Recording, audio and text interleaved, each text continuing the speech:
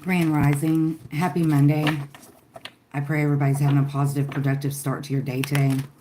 If not, I pray that your angels, ancestors, spirit guides, and of course the Most High help you with that today. I also pray that He clothes us in His armor from head to toe, that He strengthens our discernment and guides our steps as we go throughout this day. That being said, it's been a while since we've done a daily devotional, so I'm going to pull a verse of the day prayer card, and then we'll read from the devotional book. The book that we're reading from is Dear Jesus by Sarah Young. She's the author of Jesus Calling. That's way too many. I have several devotional videos on my page. You may just have to scroll down a little ways, but most of my videos that aren't devotionals are lives. So, and these cards are the larger ones, so they are a little difficult to shuffle. We'll take just the top one that's on this stack, Matthew chapter 6, verse 21. For where your treasure is, there your heart will be also. So we're going to pull that one up. Matthew chapter 6, verse 21.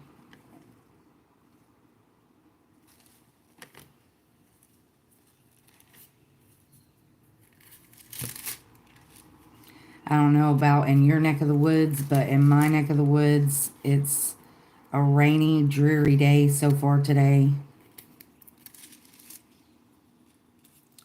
Chapter 6, verse 21. For where your treasure is, there will your heart also be.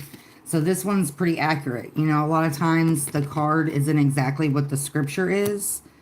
So Matthew chapter 6, verse 21. Those are red letters. If we go back, well, really the whole chapter is red letters. Take heed that ye do not your aims before men, to be seen of them. Otherwise ye have no reward. So, not doing good deeds just to impress other people, to earn validation. Therefore, when thou doest thine alms, it's alms, not aims, my bad. Do not sound a trumpet before thee, as the hypocrites do in the synagogues and in the streets, that they may have glory of men. Verily I say unto you, they have their reward. But when thou doest alms, let not thy left hand know what thy right hand doeth, that thine alms may be in secret, and thy Father which seeth in secret himself shall reward thee openly. And when thou prayest, thou shalt not be as the hypocrites are, for they love to pray standing in the synagogues and in the corners of the streets, that they may be seen of men. Verily I say unto you, they have their reward. But thou, when thou prayest, enter into thy closet, and when thou hast shut the door, pray to thy Father which is in secret, and thy Father which seeth in secret shall reward thee openly. But when ye pray, use not vain repetition, as the heathen do, for they think that they shall be heard for their much speaking. That there's really no need to break that down, but to break it down a little bit, when you pray, don't make it the repetitive prayers, that we're taught in school. Oh, well, I mean, the truth hurts sometimes. But in reality, you're praying for your own spiritual health, not for it to be seen by other people. praying honest, authentic prayers instead of praying taught prayers, praying from the heart instead of praying out of obligation. I guess that's a good way to put it. All right, now we'll read the devotional, and then I'll take a break for a few minutes and come back and we'll do the affirmations and stuff. By gazing at me, you gain my perspective on your life. This time with me is essential for untangling your thoughts and smoothing out the day before you. Dear Jesus, you can easily read my thoughts, and you assess their condition with perfect accuracy. I wake up each morning with thought fragments racing through my mind. It's hard to untangle my own thinking because my mental capacity is so limited when I first awake. However, I can look at you to do for me what I'm unable to do for myself. Beloved, even when your thoughts are scrambled, you can indeed look to me for help. Many people stumble out of bed in the morning and head straight for the coffee pot. Though they are not yet thinking clearly, they are conscious enough to move towards something that will help untangle their thoughts. I perform a similar function for you. When your mind stumbles in my direction, ask me to help you think my thoughts and see things from my perspective. I created you in my image so that you would have this amazing capacity. We really don't give ourselves enough credit for what we're capable. And the way